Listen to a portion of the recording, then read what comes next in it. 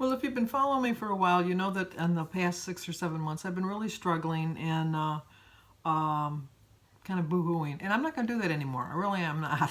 And I had a video the other day that really got a lot of comments, got me really thinking about my plans, what my intentions are with this weight loss program that I'm on, this journey in life that I'm still on. And I wanted to thank Sharon Castor because she sent me an article from Sparks People called Make Setbacks More Productive. And all of this, all of you guys are really helping me out. This really came at the really most opportune time for me because I've really taken a step back. I'm really reassessing what my thoughts are, what my hopes are, and just realizing how many accomplishments I've already made. So that I know that I have to realize that everyone has setbacks, other than Caitlin and Angela, who I so admire. They've been on the program now, I think it's been 14 weeks, and they've had a loss every single week. And I'm not sure the exact amount of weight they lost, but I think that Angela's lost 39 pounds, and Caitlin's lost 32 pounds. And I'm thinking they're doing really great. They really are doing really, really great. And I'm so proud of them, and they're really sticking to it. And that's what I want to get back to doing. I have to realize it. And I have to remember that it's a normal part of a weight loss program to have some setbacks along the way. You're not going to have, well, they prove the theory wrong, but for the most part, you're not going to have a loss every single week. Every once in a while, you're going to be stagnant. Your body's got to readjust. It's got to catch up with you somewhat, as they say. And you have to think about what your setbacks are. And is it truly that you're not losing weight, or you've just lost that mental feeling of accomplishment, of just giving yourself credit where credit is due? Because I don't think I've been doing that a lot. But there's a lot of reasons why we have setbacks. And they gave us a list of things, and I think I pretty much checked off every single one. The first one is work is suddenly overwhelming, and you have a million new things that come up every day. I'm retired. You wouldn't think that would be possible. But, every day I have a new challenge, and it's something that I just think, what if I was working, what would I be doing? I do more, I feel, since I'm retired than I did when I was actually working. I think I was better organized when I was working. That's the only thing I can think for. Second thing is, while you used to look forward to your sweat session, lately your motivation is an all-time low. I love going for my walks, but just lately I look for any excuse not to go for a walk. And then once I go for my walk and I get home, I'm thinking, why was I worried about going for that walk? I so enjoyed myself. It was so refreshing. I feel so much better about everything. The third thing is you just don't have time to cook. And meal prep, forget it. With the baseball season coming up with Sebastian and Sophia, because Oliver's not playing ball this year, I'm going to be busy every single night because Sebastian mostly plays on Wednesdays and Fridays, and Sophia plays on Tuesdays and Thursdays, and their games are like at 6 o'clock. It's at least a 20-25 minute drive to get to their games. Their games are like an hour and a half, so it's 20-25 minutes getting home. So I don't usually get home till 8:30, which is too late to eat. And I don't really like to eat before I go. So meal prepping is really a little bit more difficult for me. But it's the summer, and for some reason in the summer, I like to eat lighter. So I should be prepping something light.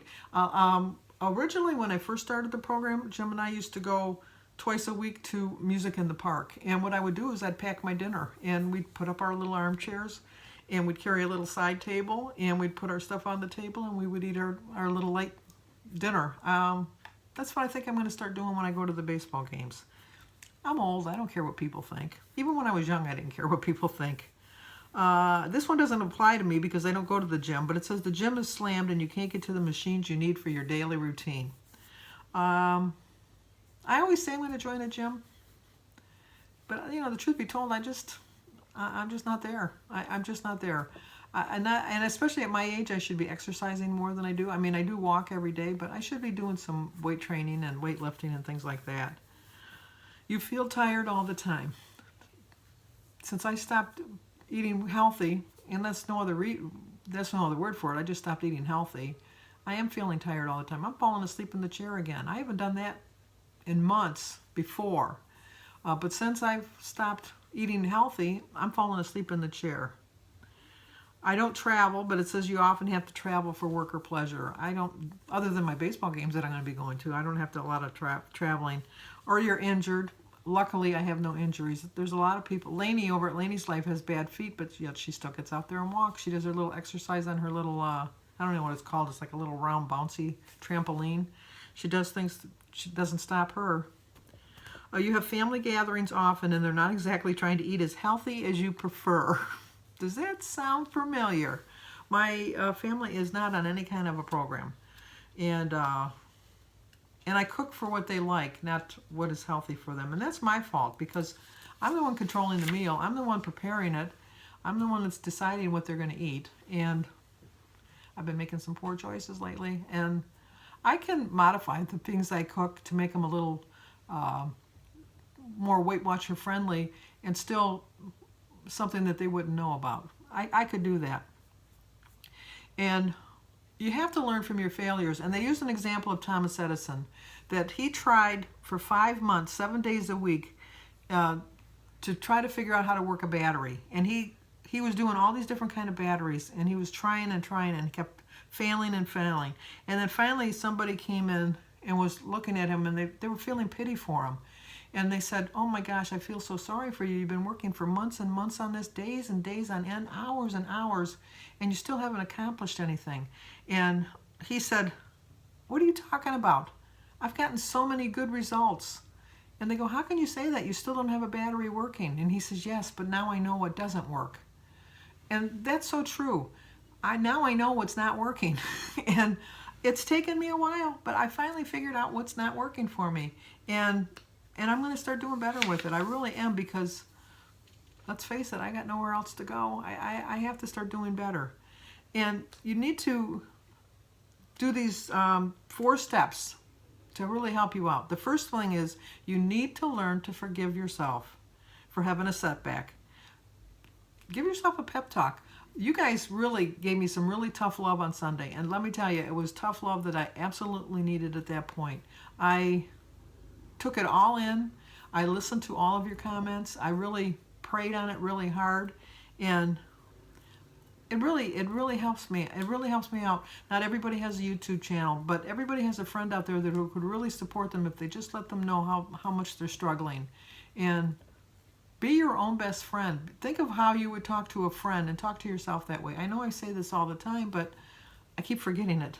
I keep forgetting, and I need to remind myself of that. And also, you have to remember what you're fighting for. Think about your goals. Think about when you want to reach your goals. Think about refocusing your goals. I just have like Wonderland, Wonderland, Wonderland. That's all I have on my mind. And Wonderland is like 38 pounds away. That's a little ways away for me. So I have to set a smaller goal. I have to think of a more realistic goal. So now my goal right now is to not worry so much about my weight loss. Just try to get into the 20s, which is 8.3 pounds away. So my small little goal I have right now is don't fret, don't stress about what I'm going to eat, don't stress about how much weight I'm going to lose each week, and just concentrate on just losing that small goal of 8 pounds. And then when I lose those 8 pounds, then think of losing another 8 pounds. Just go in small little increments, because looking at the whole picture of 38 pounds has really been throwing me, and I've come to realize that I have to stop doing that.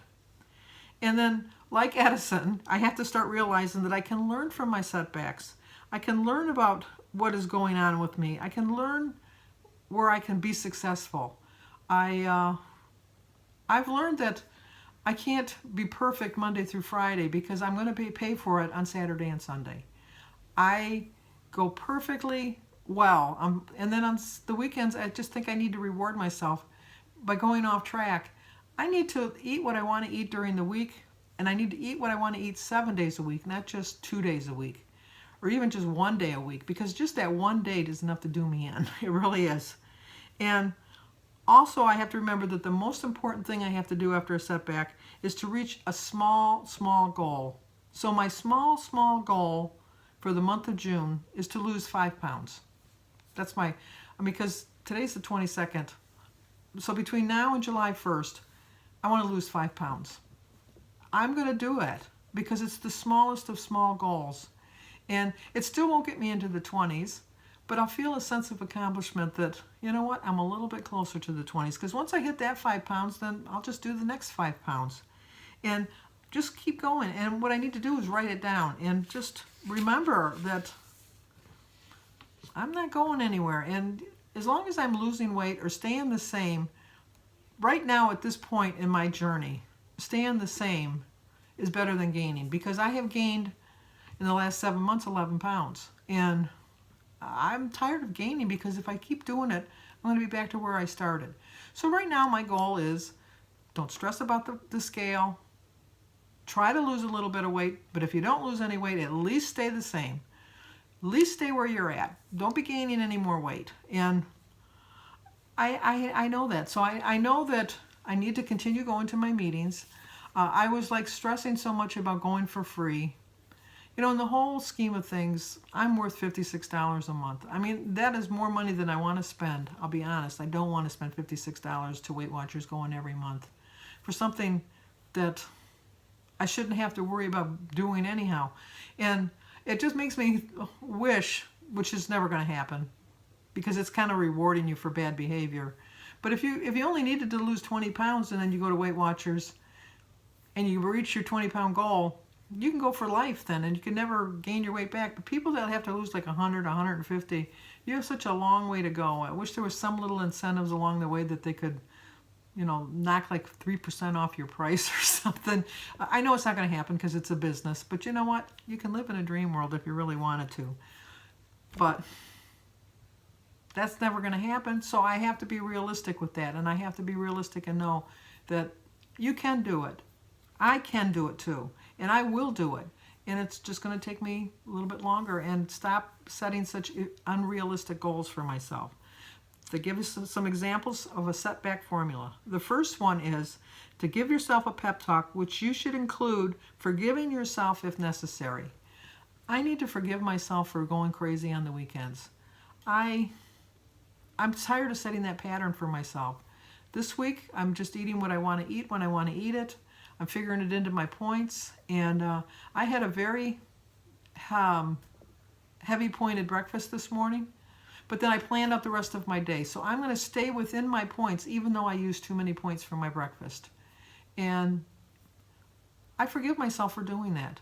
But I enjoyed it, and I didn't have any guilt. And I probably should have had a little bit of guilt. The old Sandy would have had a little bit of guilt. But no, I figured out that's really what I wanted when I got up this morning. I ate it, and I'm moving on. And I'm planning better for the day. Number 2, review your reasons for being healthy and fit. And remember that, you know, just because you're skinny doesn't mean you're healthy. And a lot of times people look at skinny people and say, oh, I wish I could be skinny. But, you know, skinny people can have just as many health issues as someone that's overweight. Always think of yourself, no matter what your weight is, no matter what your size is, am I healthy? If you can honestly say that you're healthy, I know that this is not a healthy weight for me. I know this. But I feel healthy enough. I feel a lot healthier than I did when I was 305 pounds. I really do. So I have to remember that. And every day I get a little bit closer to getting a little bit healthier. And I could have just stayed at the 305 pounds saying, well, you know what, even if I lost 70 or 60 pounds, or 66 pounds is what I've lost. Even if I've lost 66 pounds, I'm still not going to be healthy. Well, no, I'm not really healthy, but I'm healthier. And that's what I got to remember. I got to remember that I'm healthier. Number 3 is think about what you can learn from the setback and write down these lessons down in a journal. I do keep a journal. I do keep track of things that, you know, like my setbacks. And looking at them, I know my main setback is the fact that I make poor choices when I eat out. And I also don't forgive myself when I make mistakes. Number 4 is ask someone for help and support. I do that every day with you guys, and you give me help. You give me so much support. And number 5 is set a small goal. The smallest possible goal that you know you can attain. 5 pounds. I can attain 5 pounds. In a month, I can attain 5 pounds. So that's my small goal. Number 6 is go reach that goal and check it off your list. I can't wait till I can check that 5 pounds off and just say I'm on to my next 5 pounds. And number 7 is repeat steps 5 and 6 as many times as possible until you reach your goal.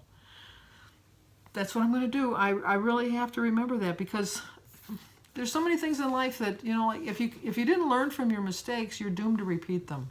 And I'm not going to be doomed anymore. I want to get this done. So once again, I wanted to thank Sharon Castor for sending me this article, and it really touched home with me. It really is really helping me out, and I so appreciate it. So thank you so much for all of your support and encouragement, and thank you for sticking with me, because you're going to see a new Sandy, and she's going to be way better. She really is.